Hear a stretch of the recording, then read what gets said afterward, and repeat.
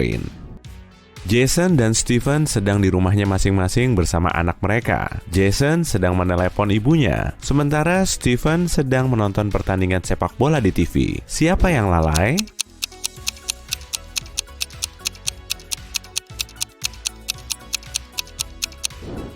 Jason. Meski kedua anak ini bisa jatuh dari jendela dan kedua ayah seharusnya waspada, anak Jason berada di lantai lebih tinggi. Whoops! Mila dan Gregor sedang memasak makan malam untuk anak mereka masing-masing. Siapa yang paling kurang pintar?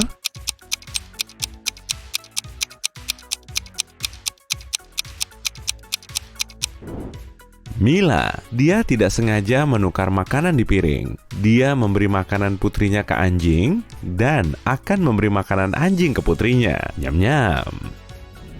Sabrina dan putranya pergi ke pegunungan untuk bermain ski seharian. Adam sedang memanggang di halaman belakang sambil mengawasi putrinya. Siapa yang tidak mengawasi anak dengan baik?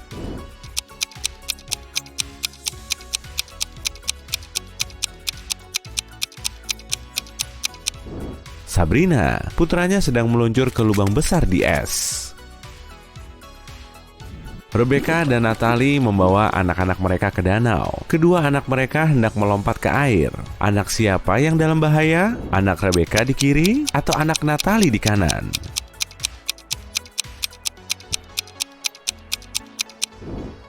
Anak Natalie, ada bebatuan di bawah tebing yang bisa menghantam putranya. Megan dan Rachel sedang membersihkan kamar anak-anak mereka. Rachel melihat ponsel putranya dan sedang mengeceknya. Sementara Rachel menemukan buku harian putrinya. Siapa yang dalam masalah?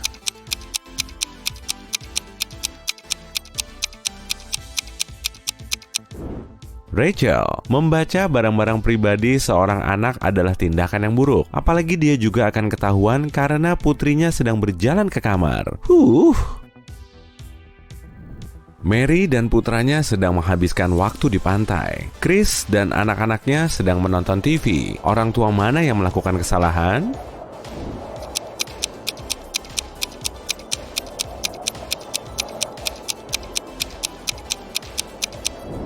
Mary, berenang saat sedang badai petir sangat berbahaya bagi siapapun.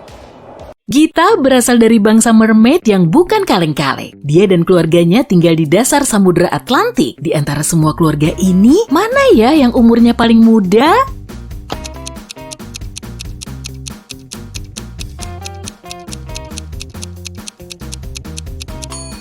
Coba deh lihat nenek mermaid ini. Di ekornya ada banyak bintang laut kan? Tiap bintang itu nunjukin 1 tahun umurnya. Jadi udah kelihatan kan? Kalau mermaid kedua yang paling junior, di ekornya ada 15 bintang laut. Berarti umur dia saat ini baru 15 tahun. Sedangkan kedua kakaknya berumur 18 dan 22 tahun.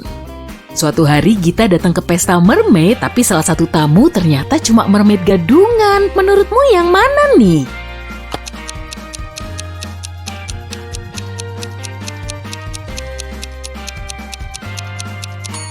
Jelas hiu yang ini dong.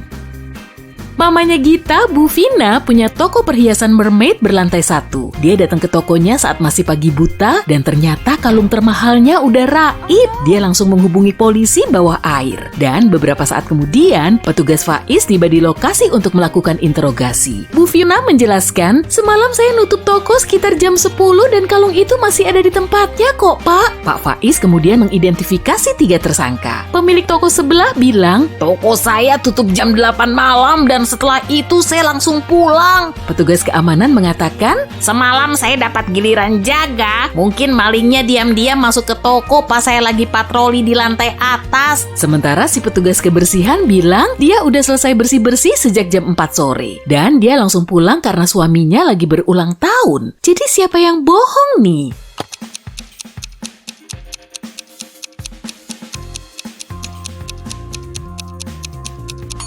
Petugas kebersihan. Toko Bu Vina kan cuma berlantai 1, jadi dia nggak mungkin naik ke lantai atas saat pencurian itu terjadi.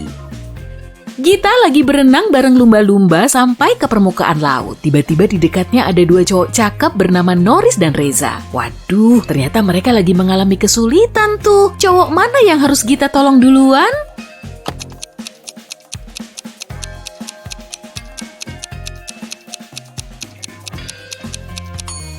Reza, perahu kayunya masih kelihatan oke meskipun mulai kemasukan air. Jadi Norris cuma perlu membuang airnya. Tapi perahu karet ini udah rusak parah dan mulai tenggelam. Di dekatnya juga ada hiu tuh.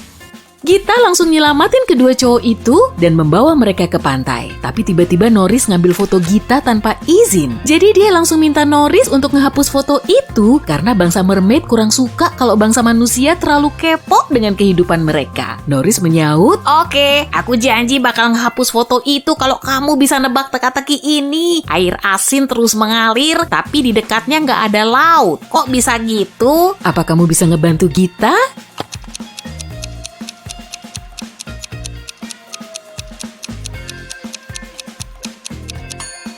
Jawabannya adalah air mata.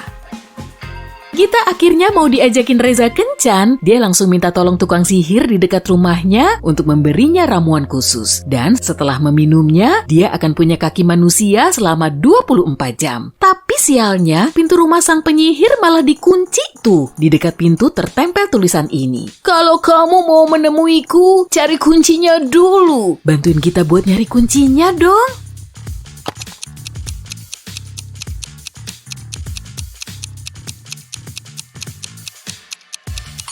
Wah, di sini.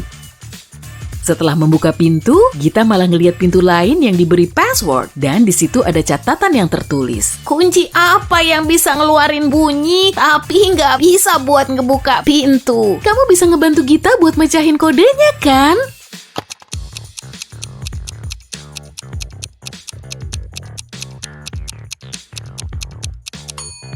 Jawabannya adalah kunci nada.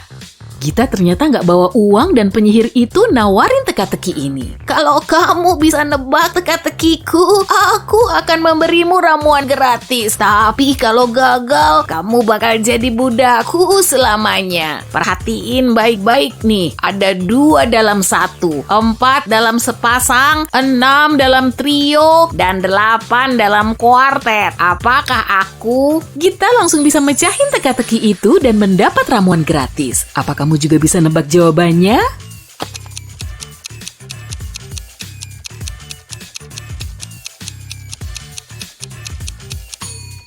Jawabannya adalah setengah.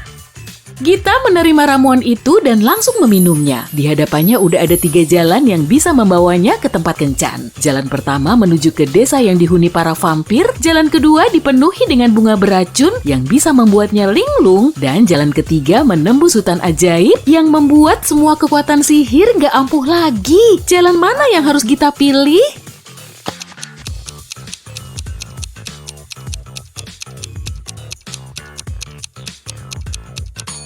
Sebaiknya pilih jalan yang pertama aja. Di siang bolong, kemungkinan besar para vampir masih tidur.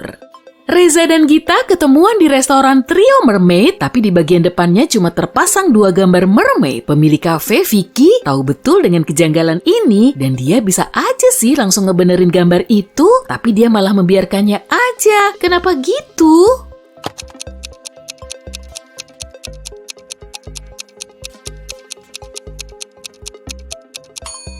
Dia sengaja memakainya sebagai strategi bisnis. Orang yang lewat di depan restoran itu akan ngelihat gambar yang kurang pas itu, kemudian masuk ke restoran untuk ngasih tahu sang pemilik, dan seringnya mereka juga pesan makanan.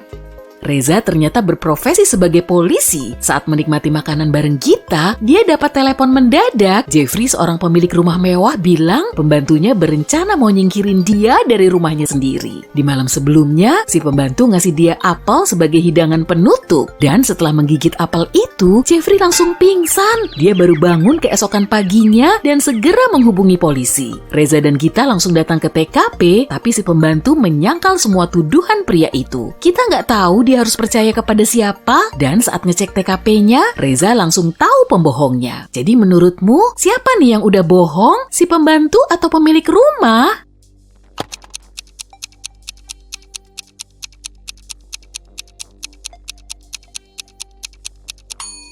Pemilik rumah itu bilang kalau dia udah makan apel beracun dan kejadiannya udah berselang selama 1 hari. Harusnya sih apel itu udah layu, kok itu masih kelihatan putih? Si pemilik rumah pasti baru menggigit apelnya beberapa saat sebelum lapor polisi. Tapi Gita nggak tahu menahu soal petunjuk kayak gini karena dia nggak hidup di darat. Reza dan Gita lagi piknik di kebun bunga matahari. Tapi kok ada yang aneh ya? Apa kamu bisa nebak?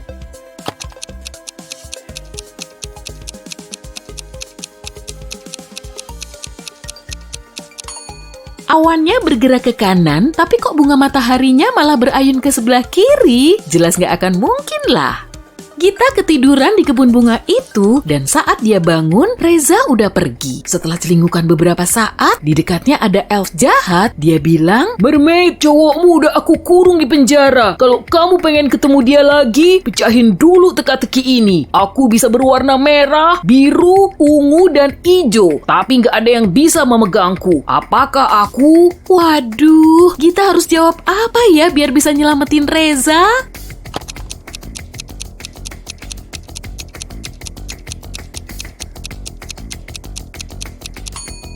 Gita cuma perlu menjawab pelangi. Elf itu kemudian membawa Gita ke laboratorium rahasianya. Dia bilang, "Cowokmu udah aku cloning tuh. Jadi sebaiknya kamu bawa pulang aja salah satunya. Tapi aku nggak tahu Reza yang asli. Kamu pasti lebih paham." Menurutmu cowok mana nih yang jadi Reza asli?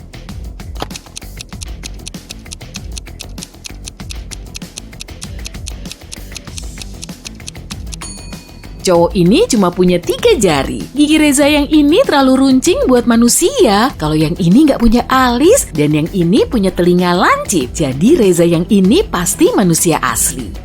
Setelah elf itu ngelepasin Reza, mereka langsung ngacir menjauhi lab. Tapi tiba-tiba hujan mulai turun dan mereka berteduh di sebuah kastil angker. Saat masuk ke bangunan itu, mereka ngelihat air mancur cantik. Gita dan Reza seketika tahu kalau mereka nggak sendirian karena di situ ada banyak hantu. Memangnya ada berapa hantu sih?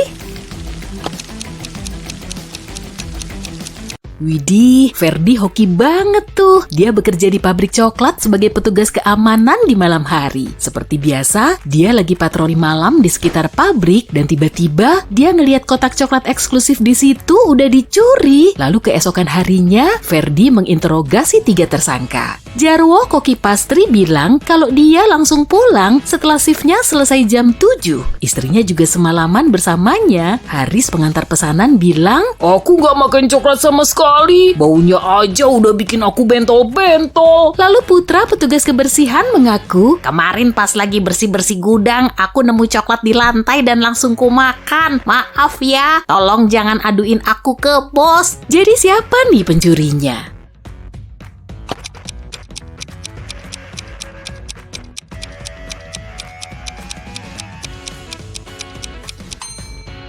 Haris, dia megang semangkok coklat leleh tanpa pelindung. Harusnya sih dia akan bentol-bentol kalau dia beneran punya alergi. Keesokan harinya, pabrik coklat kembali buka. Jarwo mau ngeprank Ferdi dengan telur ayam mentah yang dibaluri coklat. Setelah itu, dia menatanya di nampan kue bareng telur coklat asli. Saat Jarwo ngebawain telur coklat, Ferdi langsung tahu coklat yang palsu. Gimana caranya ya?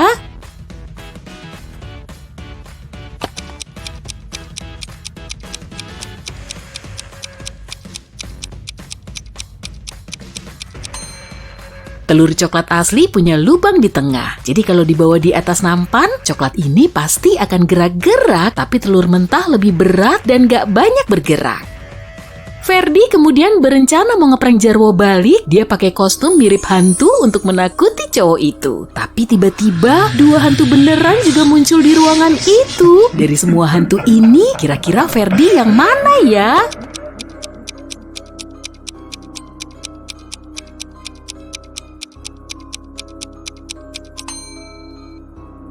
Cowok ini, cuma dia yang tubuhnya kelihatan gak transparan. Suatu malam pabrik coklat itu lagi ngerayain hari jadinya dan pihak manajemen menyambutnya dengan pesta meriah. Semua karyawan ikut serta dalam kompetisi karaoke, bahkan mayoritas dari mereka bisa nyanyi dengan suara merdu sehingga bisa mendapat hadiah dan buket bunga. Tapi cuma Anindya dan Belinda yang berhasil sampai final. Saat itu mereka lagi siap-siap sebelum unjuk kebolehan satu putaran lagi. Tapi tiba-tiba Belinda pingsan. Dokter bilang dia udah diracun, tapi semua peserta kompetisi makan makanan yang sama persis. Selain itu, polisi udah ngecek hidangan mereka dan semuanya normal-normal aja. Tapi kenapa Belinda bisa pingsan ya?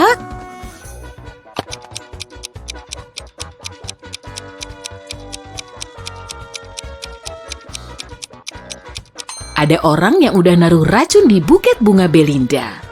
Keesokan harinya, Ferdi masuk kerja seperti biasa. Saat mengamati kondisi di sekitar, dia tiba-tiba berseru, Aduh, siapa nih yang udah bawa kucing ke pabrik coklat ini? Di sini kan dilarang ada hewan peliharaan. Apa kamu bisa ngelihat ada hewan di ruangan ini?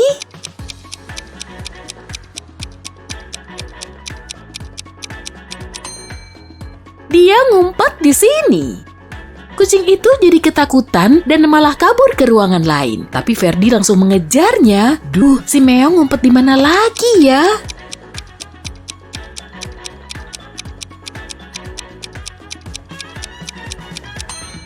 Wah, jelas di sini. Ekornya masih kelihatan tuh.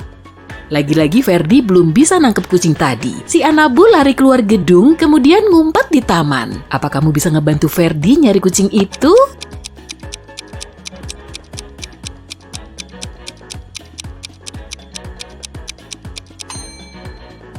Oh, ternyata ngumpet di sini. Ferdi akhirnya bisa nangkep kucing itu. Ternyata di kalungnya ada catatan kecil berisi informasi kontak si pemilik kucing. Ferdi kemudian menghubungi sang pemilik, tapi teleponnya nggak diangkat. Jadi sepulang kerja, Ferdi nganterin kucing itu ke alamat yang tertera di dalam catatan. Dan rupanya dia datang ke kastil angker. Pintunya masih kekunci dan harus dibuka dengan password. Apa kamu bisa ngebantu Ferdi untuk mecahin kodenya?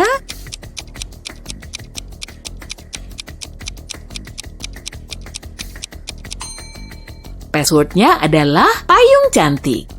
Seorang lelaki tua berwajah sendu udah nunggu Ferdi di dalam kastil. Ferdi ngiranya lelaki itu akan bilang terima kasih karena kucingnya telah kembali. Tapi dia malah mengunci semua pintu keluar sambil menyeringai. Lalu dia bilang, kalau kamu berhasil nyelesain 3 misiku, kamu akan dapat uang tunai sebesar 15 miliar. Tapi kalau gagal, kamu bakal dikurung di kastil ini selamanya. Dan ini misi pertamamu, kamu harus bisa nemu kacamataku di antara sayuran ini. Apa kamu bisa ngebantu Ferdi?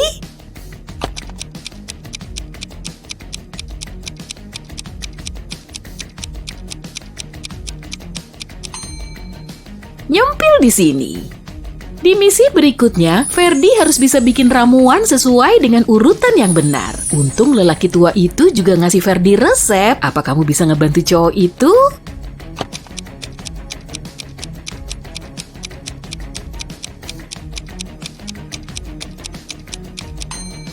Ferdi perlu naruh karinya terlebih dulu, kemudian masukin blueberry supaya ramuan itu berubah jadi kehijauan. Dan terakhir, tambahin tomat biar warnanya kelihatan coklat. Nah, kedua bahan ini sebaiknya disingkirin aja, karena nggak dipakai. Di misi ketiga, Ferdi harus bisa nemu buku di ruangan yang berantakan ini. Kamu ngeliat buku itu nggak?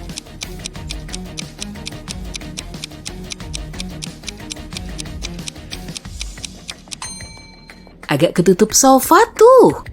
Lelaki tua itu ngasih Ferdi uang yang tadi dijanjikan, ngasih tahu pintu keluar, kemudian menghilang tanpa jejak. Tapi saat Ferdi mau keluar dari situ, ternyata pintunya kekunci dan dia harus tahu passwordnya agar pintu itu bisa kebuka. Gak lama kemudian, Ferdi nemu catatan misterius di dekat situ. Kalau mau lolos dari situ, dia harus bisa nebak passwordnya. Memangnya angka berapa aja sih yang harus dia masukin sebagai password?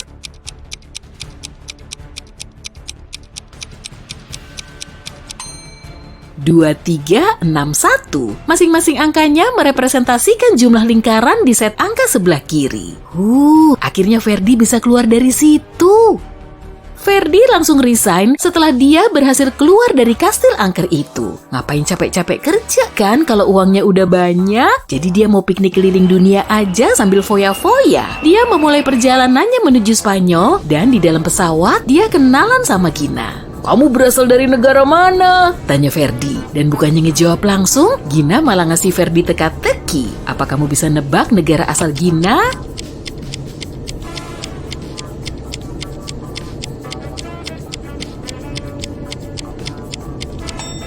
Dia berasal dari Ireland.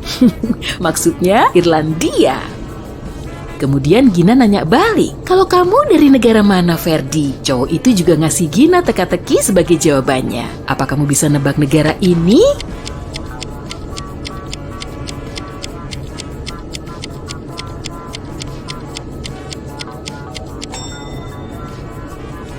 Kuba. Setelah sampai di Madrid, Ferdi langsung jalan-jalan, padahal dia belum sempat pesan hotel. Jadi sambil jalan-jalan keliling kota, dia juga nyari hotel yang paling cocok. Dan beberapa saat kemudian, dia nemu hotel kecil dan langsung masuk. Waduh, ternyata dia salah besar. Kenapa begitu?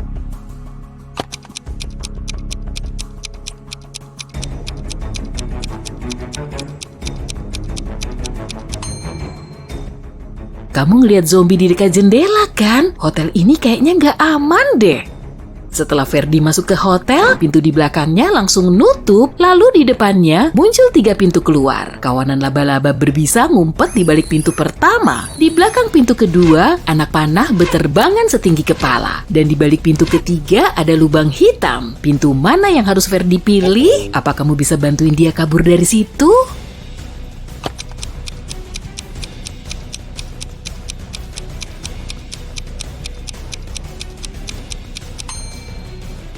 Sebaiknya pilih pintu kedua aja. Dia bisa ngelewatin pintu itu dengan tiara. Dari tadi Ferdi belum sempat beristirahat, jadi dia mau nyari makan di kafe terdekat. Tapi kok kayak ada yang aneh ya? Memangnya kenapa sih?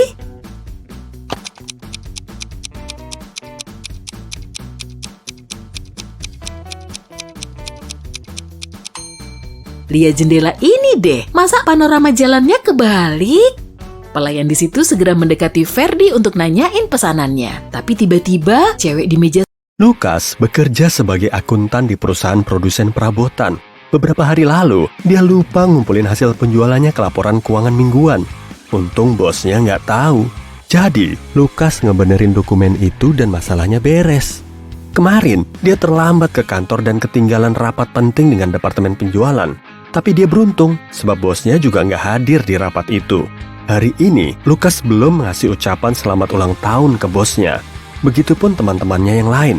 Semua karyawan lupa. Dan sekarang, si bos datang ke ruang Lukas untuk ngasih tahu kalau Lukas dipecat.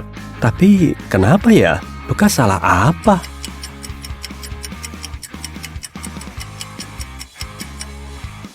Bos memecatnya sebab dia lihat Lukas nonton YouTube di komputernya sewaktu jam kerja. Ya, jelas lah. Yeni lagi magang di sebuah organisasi super rahasia. Hari ini dia ujian akhir. Dia udah persiapin berhari-hari dengan banyak membaca buku, belajar berbagai bahasa kuno dan astronomi, dan menyelidiki legenda dan cerita rakyat dari berbagai negara. Untuk menyelesaikan ujian, dia harus menemukan monster di antara sejumlah orang. Yeni duduk di ruangan kosong. Seorang instruktur masuk. Dia membuka pintu dan menyuruh 5 orang masuk. Mereka berdiri di depan Yeni dan menatapnya. Siapa yang bukan manusia di sini?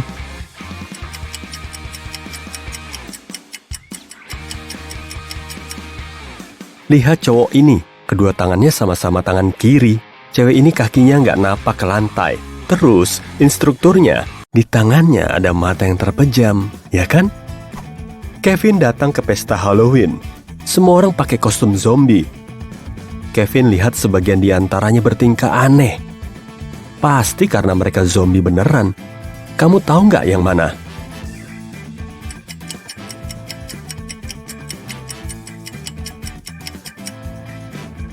Ada 2 zombie asli di sini. Pertama, cewek yang megang gelas. Ada bola mata di minumannya, iya kan? Cowok yang ini pakai smartwatch. Layarnya menunjukkan denyut nadinya, tapi angkanya 0. Sebuah pabrik parfum lagi nyari staf baru. Pertama, mereka harus lolos wawancara dan menulis esai tentang parfum favorit mereka. Setelah itu, direktur meminta satu hal lagi. Mereka harus bersumpah setia kepada perusahaan kalau mau mendapatkan pekerjaan itu. 10 orang bersama-sama mengucapkan sumpah setia perusahaan, tapi sebagiannya menipu.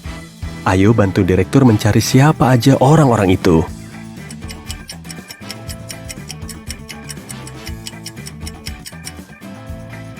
Cowok ini menyilangkan jarinya, dan cowok di sebelah kiri berdiri dengan kaki disilangkan. Mereka nggak bakal setia ke perusahaan, maka direktur nggak menerima mereka. Dua penguasa media berpengaruh lagi makan siang di sebuah restoran mahal. Mereka lagi membahas merger perusahaan. Jumlah transaksinya bernilai triliunan rupiah. Mereka berbisik-bisik soalnya ketentuan kesepakatan ini sangat rahasia. Dan mereka curiga ada yang bisa mendengarnya. Mereka benar. Beberapa orang yang penasaran sedang menguping percakapan antara kedua pengusaha itu. Coba temukan mereka.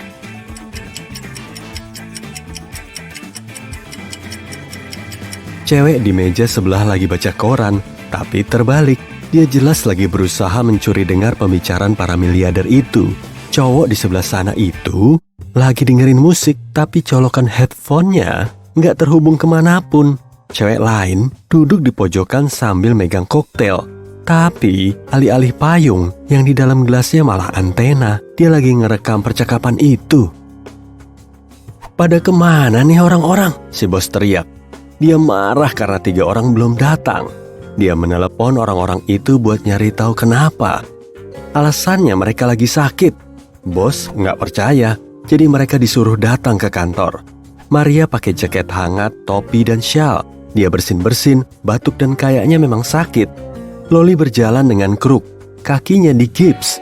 Nggak lama, Miko muncul. Tangannya cedera, jadi dia nggak bisa ngetik. Bos yakin salah satu dari mereka cuma pura-pura. Siapa dia?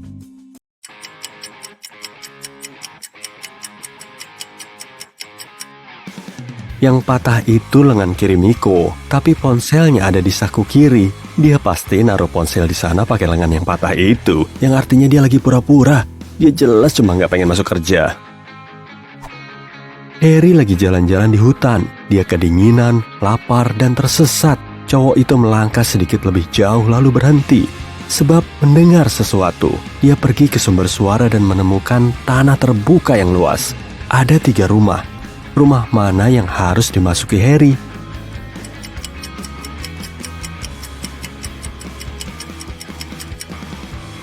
Rumah di sebelah kiri ditutup dari luar. Ada gembok di pintunya ya kan? Rumah yang di sebelah kanan kayaknya aman. Tapi lihat jejak kaki yang mengarah ke sana. Itu jejak kaki serigala. Harry harus memilih rumah yang di tengah. Seorang pengembara telah berjalan melintasi gurun selama beberapa jam. Stok airnya sudah habis dan tenaganya menipis. Dia memanjat sebuah bukit rendah dan melihat 3 danau. Ketiganya saling berjauhan dan cuma salah satu danau yang asli. Ayo bantu si pengembara membedakan antara kenyataan dengan fata morgana.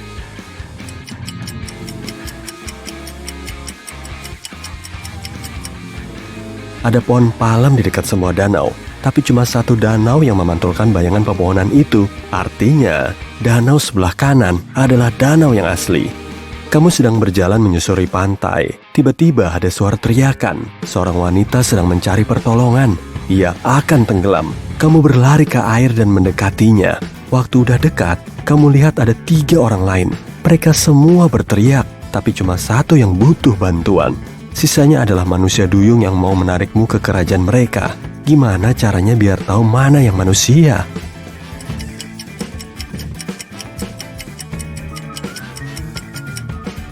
Menyelamlah ke bawah air untuk melihat ekor ikannya. Rico suka bangunan terbengkalai dan kastil kuno. Hari ini dia bakal ngecek sebuah rumah besar yang dulunya milik vampir. Begitu legendanya. Rico jelas nggak percaya ini. Dia membawa kamera dan berangkat. Di dalam rumah, suasana gelap dan dingin. Bunyi berderak datang dari koridor. Rico menyalakan senter dan melihat 3 vampir. Rico mulai lari menjauh, tapi kemudian berhenti dan kembali. Kelihatannya ketiga vampir ini palsu. Tapi gimana dia bisa tahu?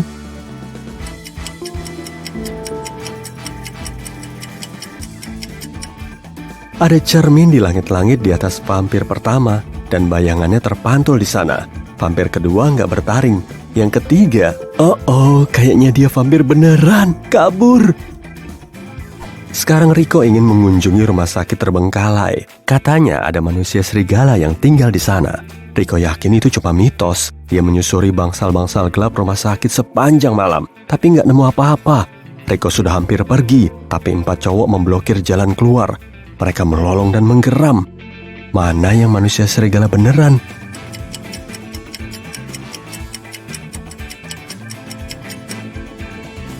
Gak ada. Bulan lagi purnama, sinarnya masuk lewat jendela, dan orang-orang ini gak berubah jadi monster. Tapi Rico tetap aja melarikan diri. Kayaknya orang-orang ini benar-benar sakit jiwa. Seorang pria kaya datang ke sebuah pameran seni modern. Dia mau beli sebuah lukisan untuk koleksinya. Pemilik pameran menunjukkan 3 karya dari seniman yang berbeda. Dalam gambar pertama, ada sebuah segitiga hijau dengan bunga matahari di tengahnya. Lukisan kedua berupa harimau yang lagi selfie pakai HP. Di lukisan ketiga, ada rumah terbang. Sang kolektor yakin salah satu lukisan itu palsu.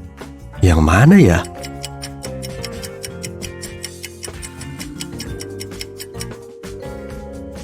Di tiap kanvas ada tanda tangan dan tanggal lukisan itu dibuat. Di lukisan harimau tertulis tahun 1957. Saat itu belum ada HP dan selfie. Lukisan itu palsu. Martin merasa gugup karena ini hari pertama dia tampil sebagai DJ di festival musik elektronik. Dia naik panggung, kerumunan menyambut. Martin memakai headphone-nya dan memutar lagu pertamanya.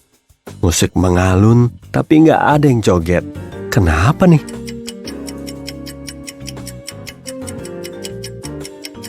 Wah, Ricky pengen jadi koki terkenal.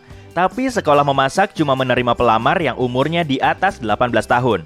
Kakak Ricky, Jeffrey, 2 kali lebih tua dari Ricky. Adik Ricky, Ruth, 2 kali lebih muda dari Jeffrey. Ruth berumur 18 tahun. Bisakah Ricky melamar ke sekolah impiannya tahun ini?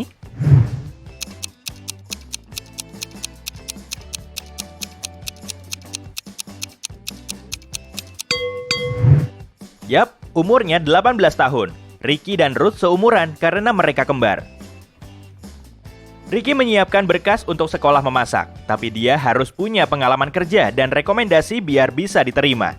Dia menemukan 3 lowongan kerja. Billy punya restoran kecil di lantai 4 mall. Dia butuh bantuan di dapurnya. Halia menawarkan magang paruh waktu di restoran sushi mewahnya. Tapi, Ricky harus membayar 3 juta rupiah untuk pelatihan 2 minggu. Sammy butuh asisten di toko mie miliknya. Cuma satu dari penawaran ini yang bukan penipuan. Bisa tebak yang mana?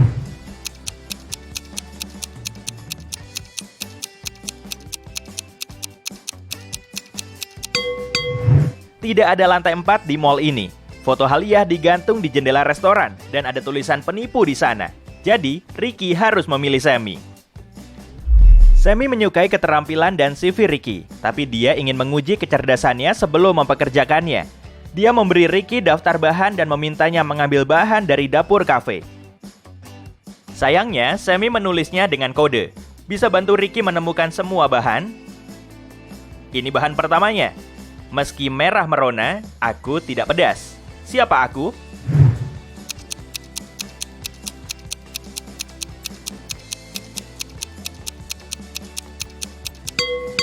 Saus tomat.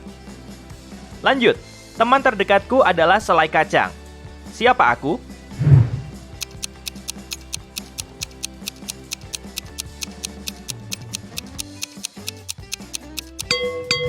Bahan kedua adalah jelly.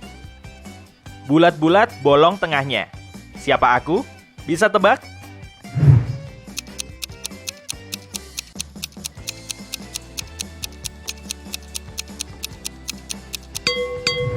Donat. Aku ini burung, tapi juga buah. Siapakah aku? Bisa tebak?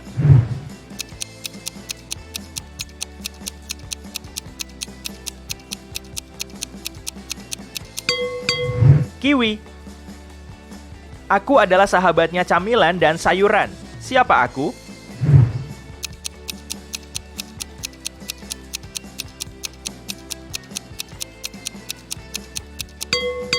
cocolan. Pasti enak. Aku adalah mangkuk yang tidak bisa menampung air. Siapa aku?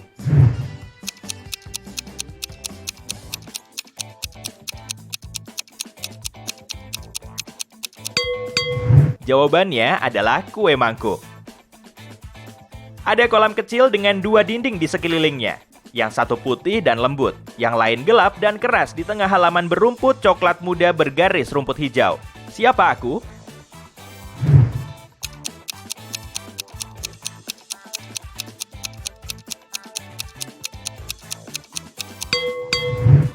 Kelapa. Aku jarang terasa empuk, dan kamu bisa mengunyahku lama jika terlalu kering. Siapa aku?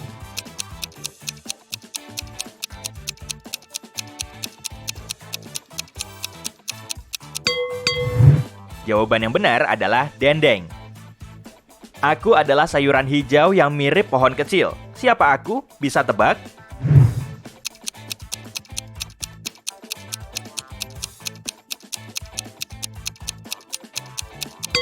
Aku brokoli. Kadang hitam, kadang ungu. Kalau kamu ngidam, beli saja aku. Saat aku matang, kamu memakanku dari pagi hingga petang. Dimakan langsung bisa, untuk minuman pun juga. Jadi, pilih saja yang kamu suka. Siapa aku?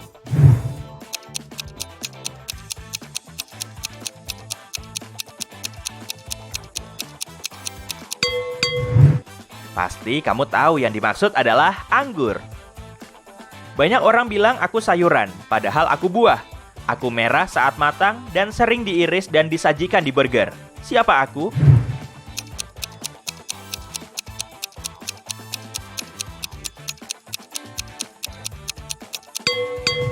Tomat dong. Aku adalah jam yang tidak bisa menunjukkan waktu. Aku tumbuh dari tanah. Aku bisa beracun atau jadi makanan nikmat. Siapa aku? Bisa tebak?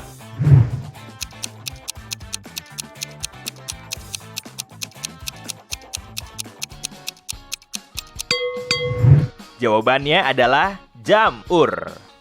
Bagian luarku dibuang, bagian dalamku dimasak. Kamu memakanku dari luar dan membuang yang ada di dalamnya. Siapa aku?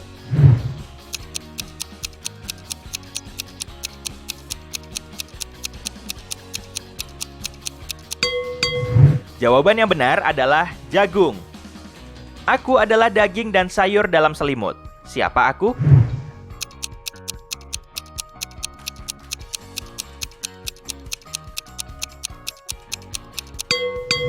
Kebab. Bener nggak? Ini dia, bahan terakhir. Aku pakai mantel merah dan ada batu di tenggorokanku. Siapa aku?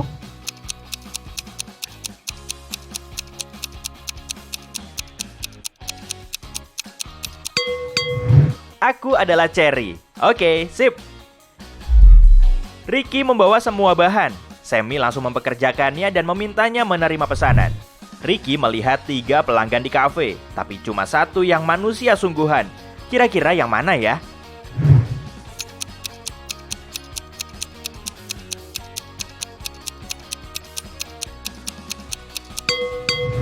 Wanita ini punya insang seperti ikan. Dia pasti Putri Duyung. Dan cowok ini memakai celana panjang jadi baju. Dan dia mau membayar pakai kerang. Pasti dia alien deh. Seseorang mencuri kotak tip dari kafe Sammy. Polisi segera tiba. Ricky bilang dia cuma melihat si perampok dari belakang. Yang dia tahu, pencuri itu wanita. Keesokan harinya, perampokan lain terjadi. Namun kali ini, satpam kafe berhasil menutup pintu keluar. Polisi segera tiba lagi. Mereka melihat 4 wanita di kafe. Kira-kira siapa pencurinya?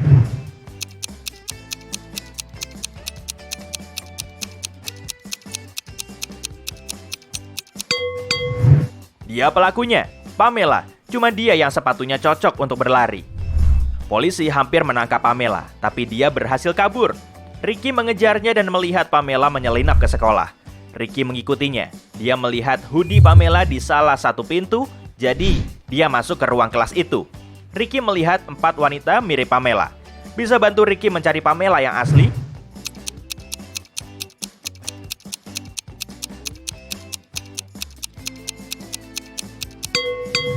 Itu dia, Tidak ada buku atau pena di mejanya. 2 bulan kemudian, Sammy memberi Ricky rekomendasi bagus. Ricky melamar ke sekolah memasak. Kini dia harus ikut ujian. Tugas Ricky adalah memasak sup lezat. 3 wanita cantik mengikuti tes yang sama. Dia menyukai mereka semua, tapi hanya satu dari mereka yang bisa dipercaya. Bisa tebak yang mana?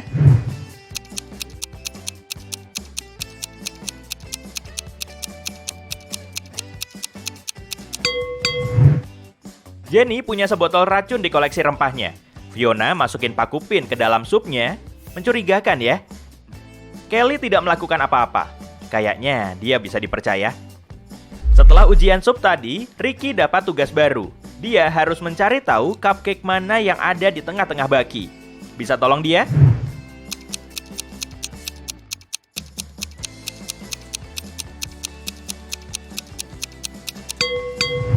Yang pink. Ini tugas berikutnya. Makaron mana yang ada di tengah?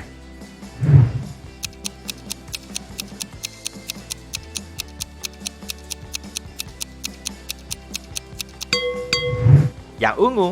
Cakep. Kalau baki yang ini, bisa tunjuk cookies mana yang ada di tengah?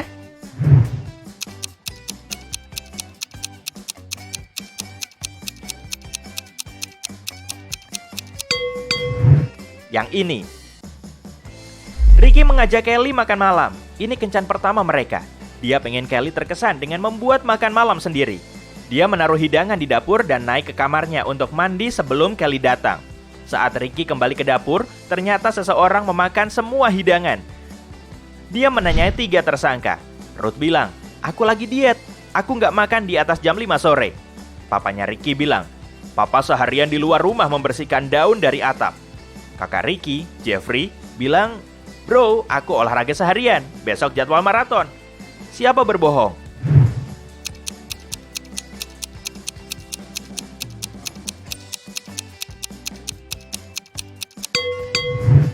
Papanya Ricky, atapnya masih penuh daun, dan ayahnya Ricky rakus banget.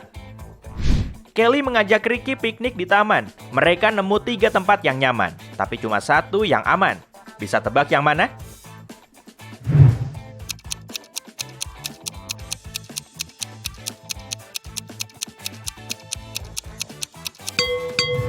Ada puma bersembunyi di pohon ini. Jangan pilih tempat ini ya. Dan ada ular